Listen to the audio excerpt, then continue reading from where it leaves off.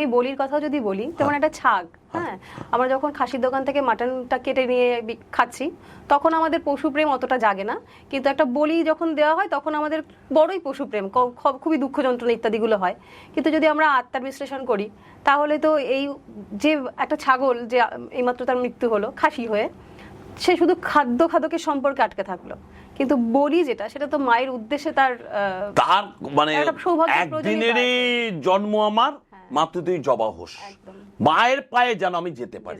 মানে তার ভাগ্যটা ভাবো, কোটি খানা ছাগল আছে তার মধ্যে কটা বলি হয়, কোটি খানা মহিষ আছে তার মধ্যে কটা বলি হয়।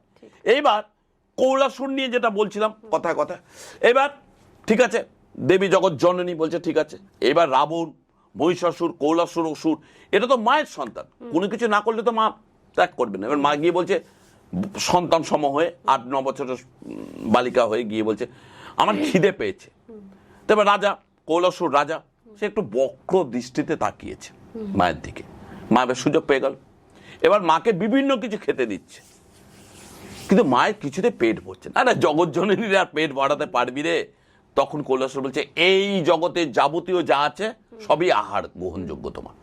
বলার পর মা কৌলাসুরকে ভক্ষণ করে নিল। সেহেতু দেখবে আমরা ভগবতীর পুজোর সময়, কেউ জগদ্ধাত্রী পুজো, কেউ বাসন্তী পুজো, কিংবা কেউ শরৎকালের দুর্গাপুজোর সময়, প্রত্যেক মঠ বা মিশনে আমরা মা দুর্গার ভগবতী পুজোর সাথে সাথে আরেকটা পুজো করি, কুমারী পুজো।